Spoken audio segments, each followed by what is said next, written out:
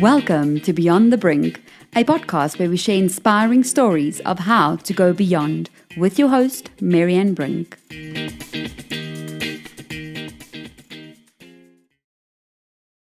Khanyisile Ngwenya was born with a condition called osteogenesis imperfecta, which affects the bones in her body.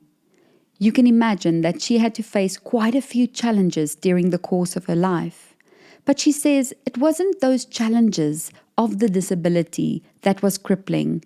It was actually a deep-rooted fear that she was facing, and that was crippling her. Not only did she face that fear of being rejected or laughed at, she took it and made it work for her. She took it on stage as a comedian. So now she does stand-up comedy, makes people laugh, and share her absolutely inspiring story with others, just as I'm sharing it with you now.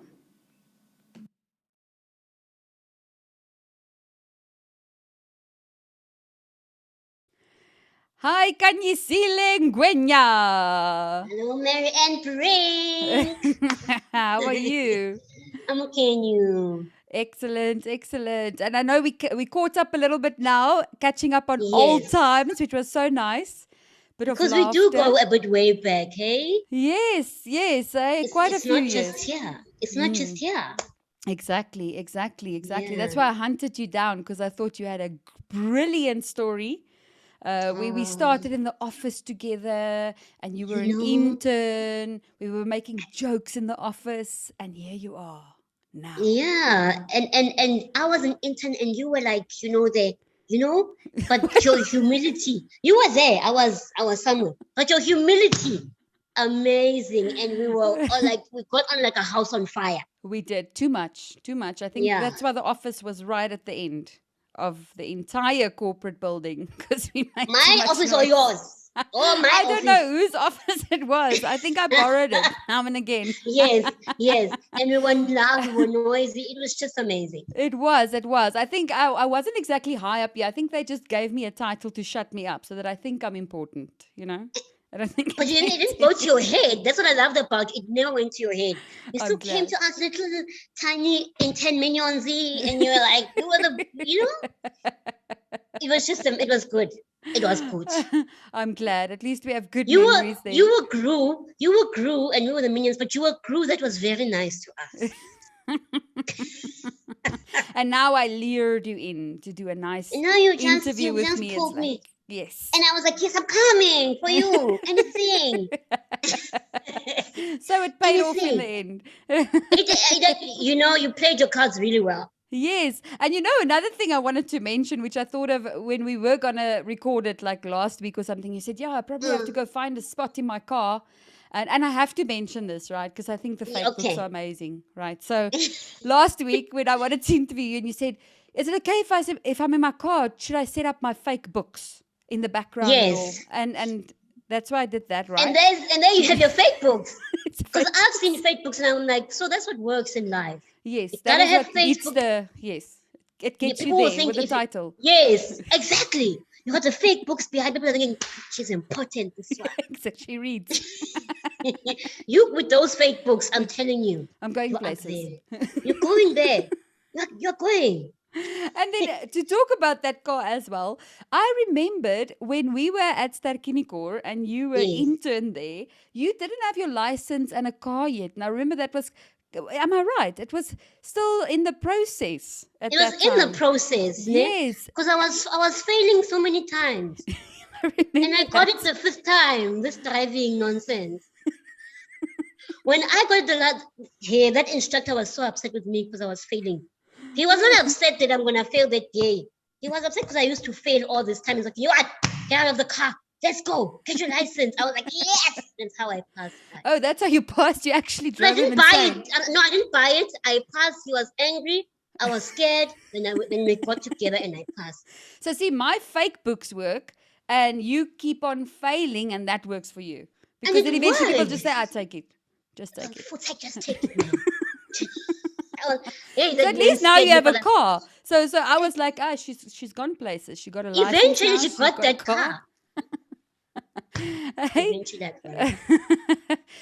So that is probably where it also comes to your title today, or the theme that we're talking about, of going beyond the brink of Fear. fear. Fear. That word.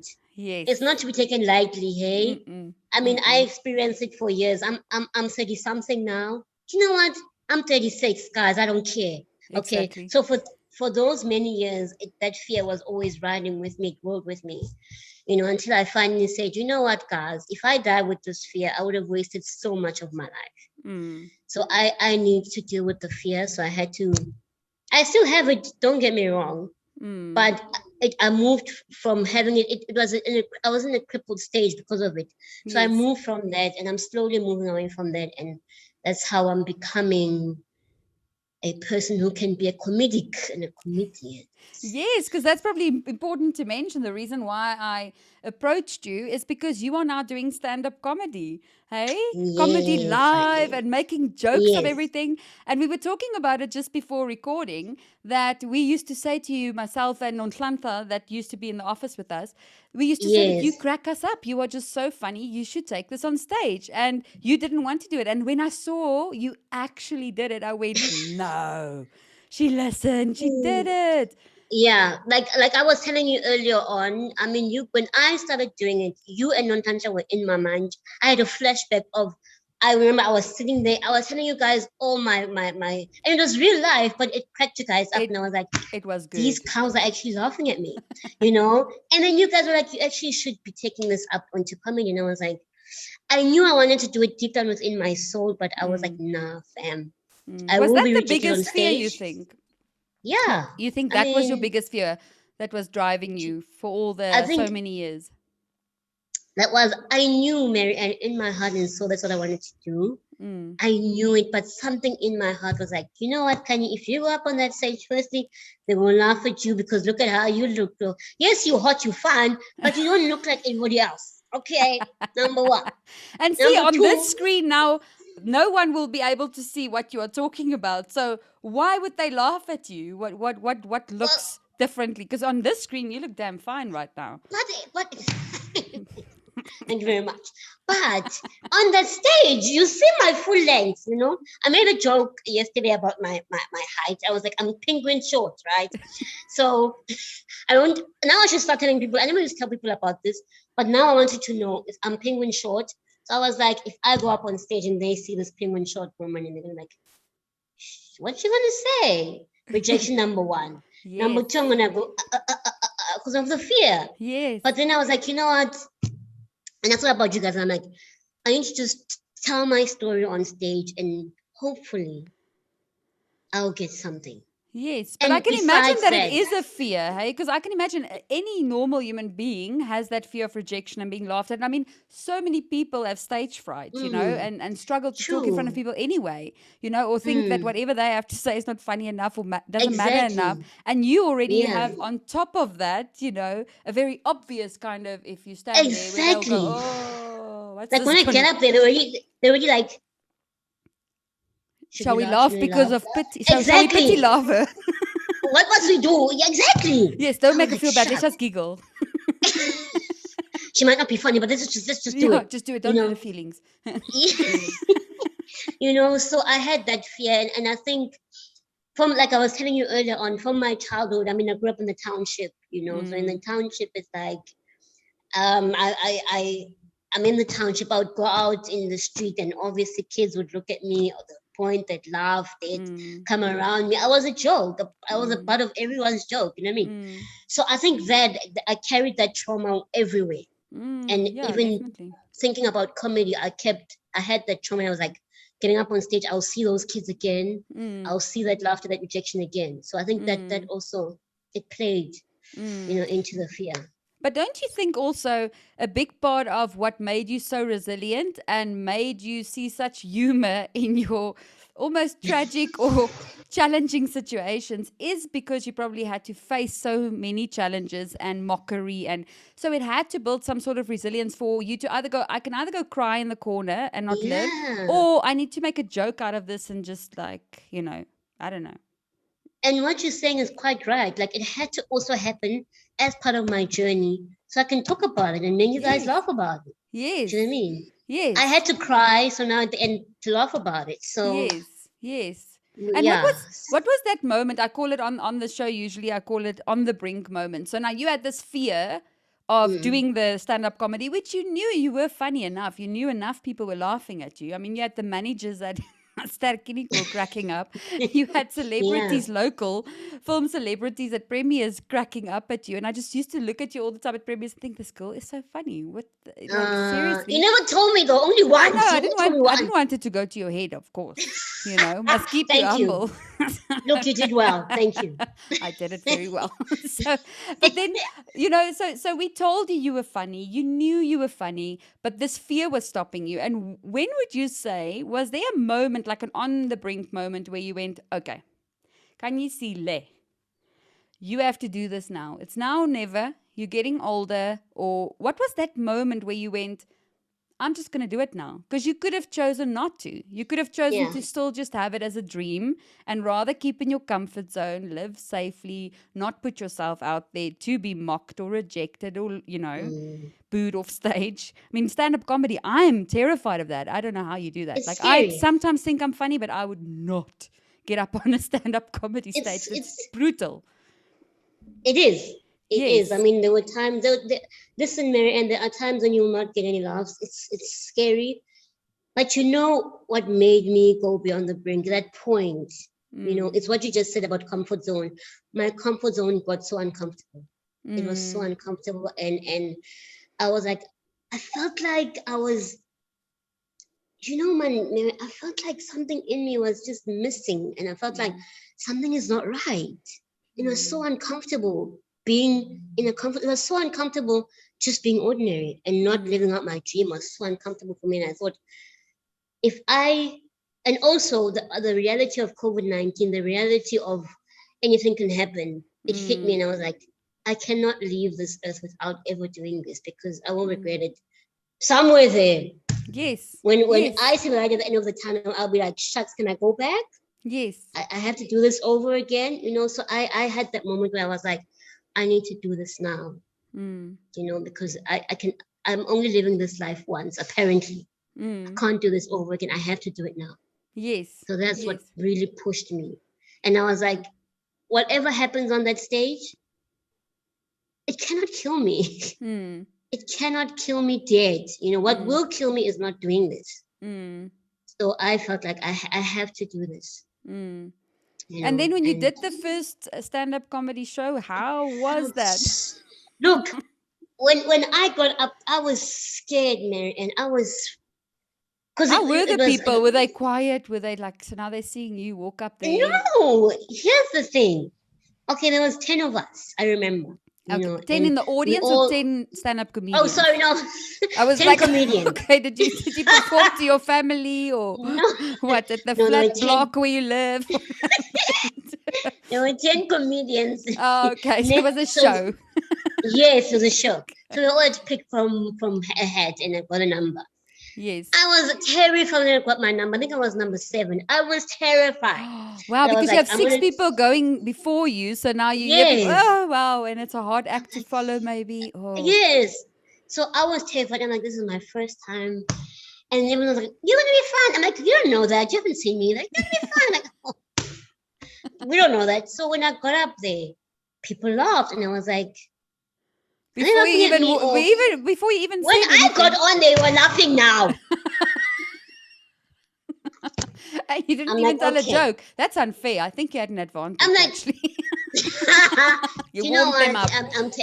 I'm taking it, you know. So when I got up there, I struggled to get up on stage number 1. It was like this high. Now I must get carried on. I'm like, shucks. Did they carry you on the stage? They had to carry me onto the stage. What else can they do? Because I can't get up there now.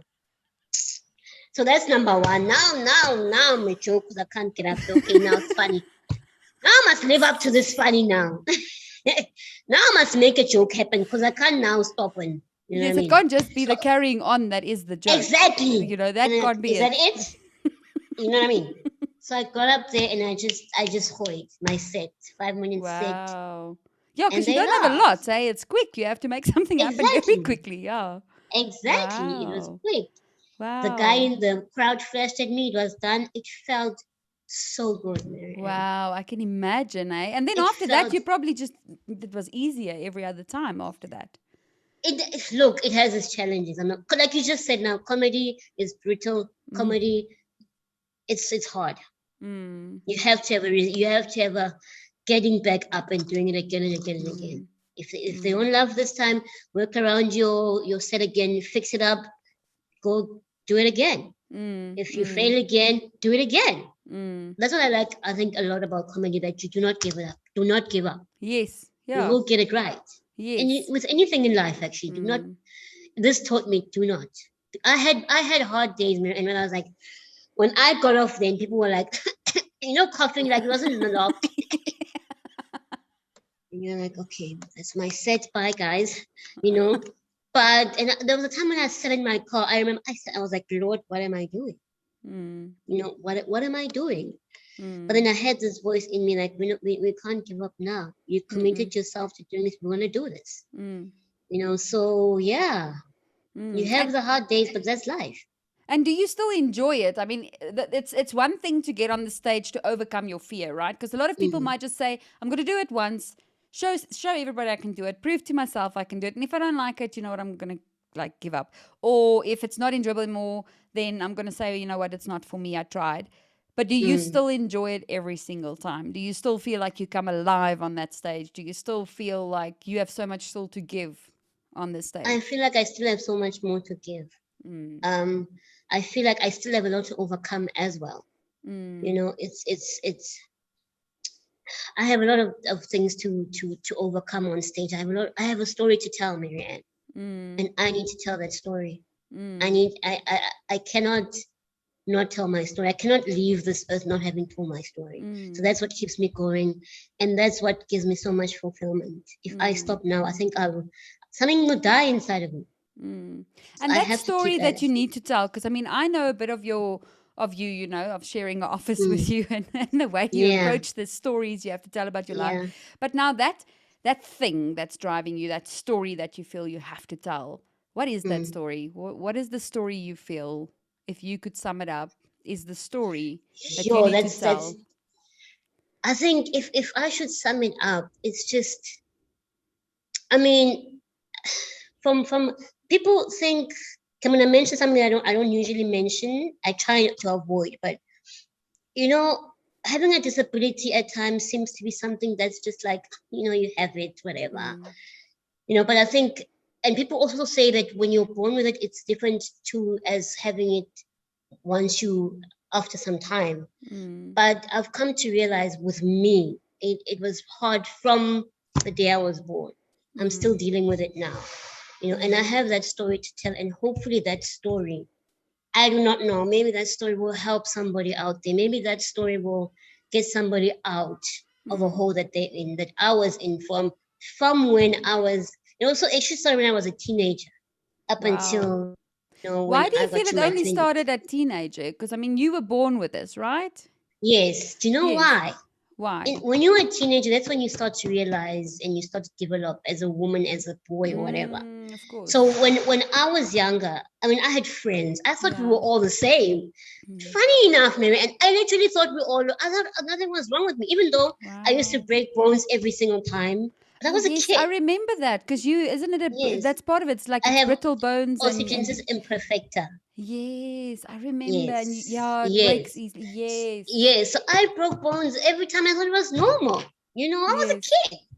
Yeah. But when I got to 13, I was like, no, man, something is not right, which is funny. I mean, I have it all my life, but only at 13, something clicked, and I was like, you are not like your friends. Wow. Your friends are different from you, and you are different, and it's not all that glitters. You're not gold. That's what I had as a teenager. And I think it messed me up from that time, and I actually shut myself out. I told my friends they meant to come see me again, and that's where we separated. You know what I mean? So that's a story to tell. I had to deal with that up until I think it stopped at 25, and I was like, hold on, we're okay. But at 30, let me tell you something about being 30. You don't give a damn no more. When you're 30, you're like, let's do this life thing, you know?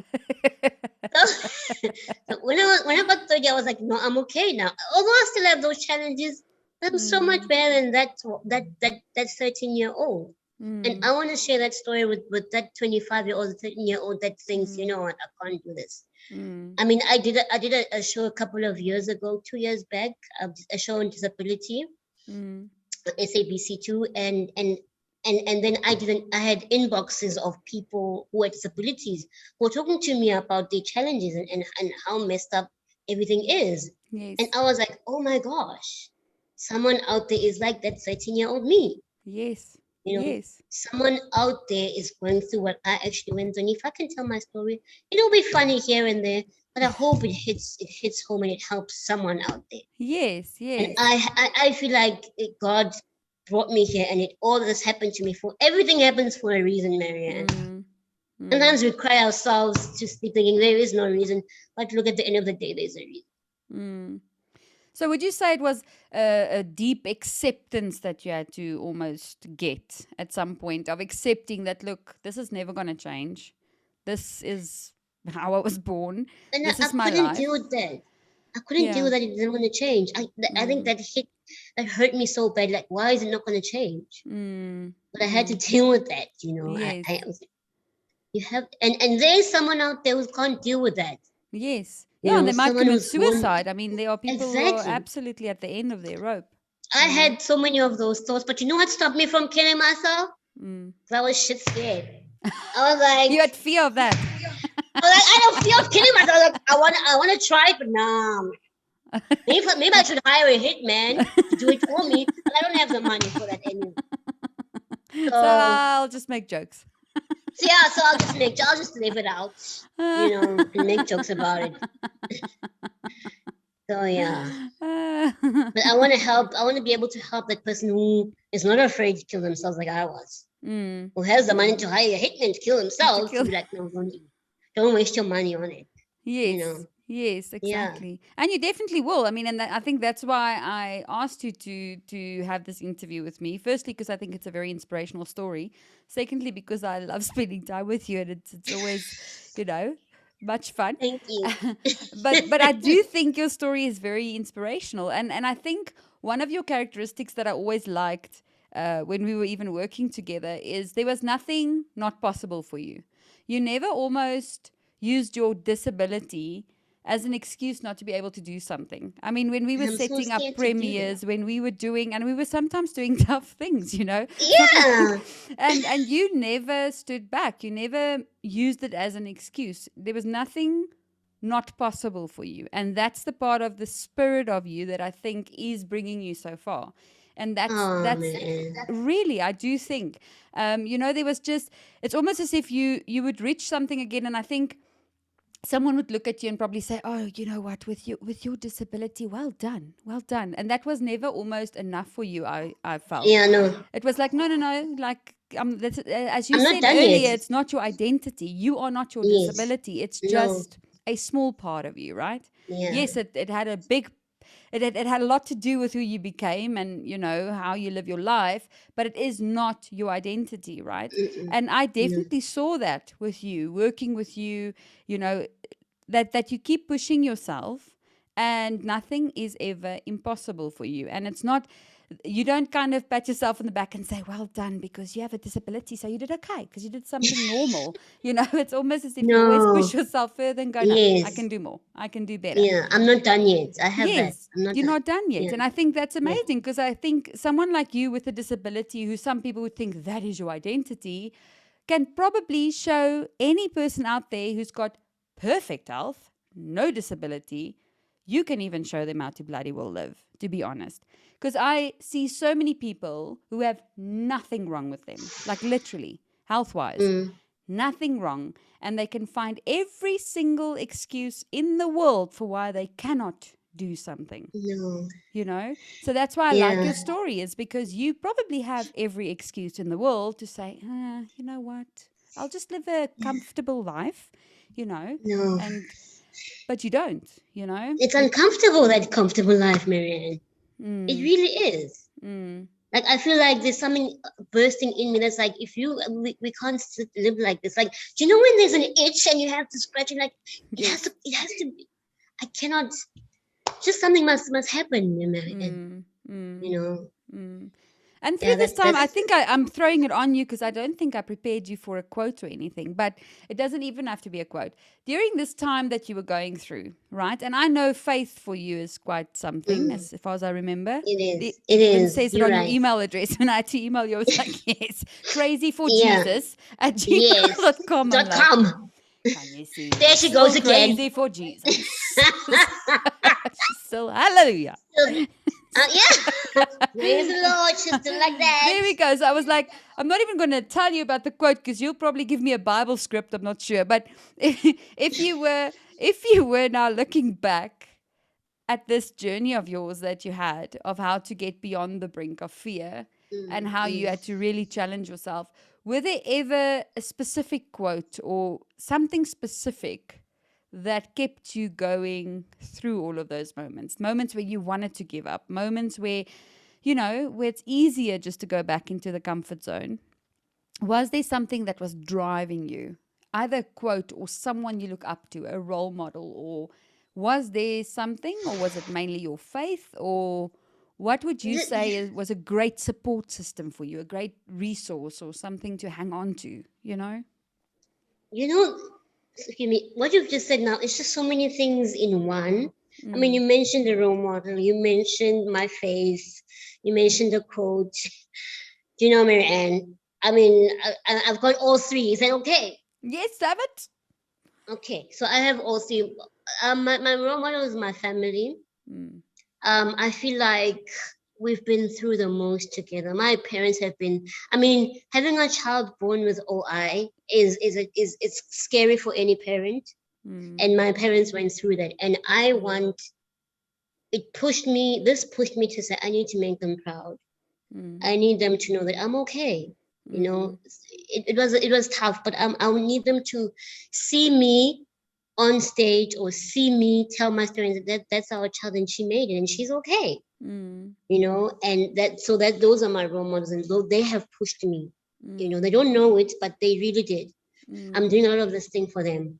And my faith, what pushed me also was the fact that I know it in my soul that if I were to leave the earth and I had not done this, I mean, God would question me, and because in the Bible it speaks of talents, and He gives all of us talents, and I cannot leave without having done anything. I will be accountable for that, and that's what also pushed me to say, if I don't do this, I'm going to be accountable for it, and I will be asked about it. So that pushed me, and I feel a part of it also. It's a fulfillment for me. I feel like I'll be okay. I'll be fulfilled. I'll be happy. And then the third one is a quote that it's basically about today's theme. What actually kept me from doing everything. I feel like fear is one thing that cripples so many of us from reaching our dreams, from reaching our destinies. So I do have a quote here that says, "See, you are prepared." I look, I try. I try. And my quote is, fear is just a hurdle meant to cause your fall. Get up, dust yourself off, and try again, and fear will eventually move out of the way. So I like that. That's what fear is. It's just that hurdle. And it's meant to make you fall, and you will fall here and there, but you gotta get up, dust yourself off, do it again. If you fall again, do it again. Eventually, fear will be like, you know what? Screw you. Then I'm moving away. Yes. So that's how I see it. That's how I saw it. Yeah. I still get that fear now and again, but eventually I'll be okay. I almost see it, and it just came to me as you were talking now. I almost see fear as a disability itself, whether you are perfectly healthy or not. I feel, as you were saying, fear is crippling. I do agree with you. I think fear disables you. It literally stops you from doing what you are meant to do. It stands in your way. Yeah. That's funny. Do you know what, Mary Ann? You are making revelations here from the Bible just to come out. Because, earlier when you spoke, you said, I have this thing where I never ever give in to my disability. But I gave in to fear, which is so strange. So now I'm trying to come out of that, and that's what I need to do. So I have a double whammy of disabilities. I had fear here, and I have a disability. I just had a whap. But yeah, I had to get out of that. But at least you are now getting beyond the fear, which is at least good. Beyond that. Exactly. Beyond the brink of that. Exactly. Oh, great. But thank you so much, Khanya. I really, really enjoyed talking to you. And I hope that you said everything you wanted to say. Is there anything else that you would like to say to anyone listening to this that I might not have asked you? Or is there anything that you would like to add to that? You know what? Let's just make lemonade, everybody. You're going to get lemons everywhere. Just make a lemonade and drink it. I appreciate this interview so much, Mary Ann. Oh, I appreciate you being willing to do it. Wow. Why would I say no, guys? I mean, it's Mary Ann. This is Mary Ann. I mean, no one can say no to you, Mary Ann. I mean, you have this thing of like, do you want to do it? I can't say no. Come on, just do an interview with me. I'm like, okay, Mary Ann, you have this thing, so. Oh, glad. Thank you. I will use that more often now. You must use it, Mary Ann. You must use it. Oh, I'm going to think how I can. And that books of knowledge there show that you've got knowledge. Those books. Yes, those books. On top. Thank you. Yes. So I appreciate this interview. I think I've covered everything, and I'm so grateful for this time, this opportunity. And yeah, up and up we go. Yes, up and up and up. And everything for the best with Beyond the Brink. It's amazing what you're doing. Oh, thank you, Khanyisile. I saw it and I was like, oh my gosh, she's doing it. Yay! When you're interviewing the greatest people, I saw you interviewing me. I was like, wow, she's interviewing me too. I'm gonna call my mom after and say, Mama, I made it. I had an interview with Mary Ann. So I'm so grateful. I'm wishing you everything of the best with all of this. And Thank you, Khanyisile. I really appreciate it. And is it okay if I put your email address, Crazy for Jesus, in here, so that if someone wants to send you a message, if they're going through the same thing, you'll probably give them better advice than I would. So it's better if they contact you directly. And they'll end up laughing. So put it there. We must laugh together. We'll first cry, then laugh. Put it there. I will do it, and then they can find you or spam you on Facebook and find you there. Yes. It's fine. Just let's do it, guys. Let's do it. We only live once. Exactly. Let's do it. Yes. Thank you, Khanyisile. I really appreciate it. Hey. Thank you so much. This was amazing. This was fun. It was nice catching up with you. Yes. Yeah. Thank you. Thank you for listening to Beyond the Brink with Mary Ann. If you have an inspiring story or you know of someone who has one, please contact me. You can find me on social media such as Facebook or Instagram, or email me directly.